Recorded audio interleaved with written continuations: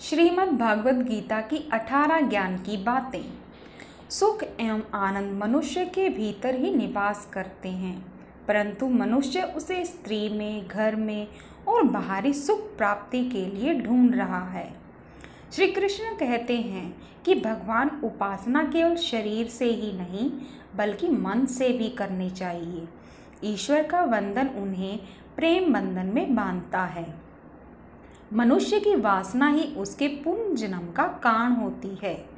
मनुष्य इंद्रियों के अधीन है, इसलिए उसके जीवन में विकार और परेशानियां आती हैं। मनुष्य के अंदर धैर्य, सदाचार, स्नेह और सेवा जैसे गुण सत्संग के बिना नहीं आते हैं।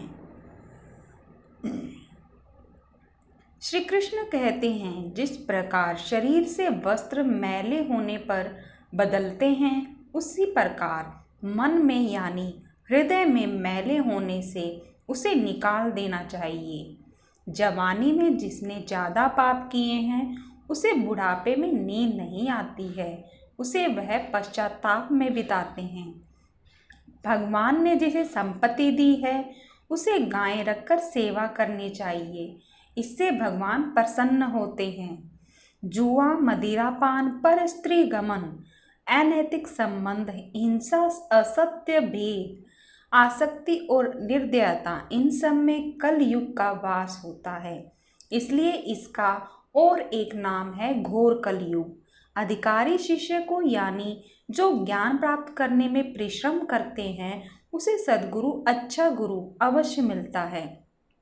भगवान श्री कृष्ण कहते हैं कि मनुष्य को अपने हृदय को बार बार समझने की कोशिश करनी चाहिए।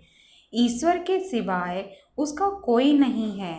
साथ ही यह विचार करना चाहिए कि उसका कोई नहीं है इस ब्रह्मांड में भी जो उसका साथ देगा।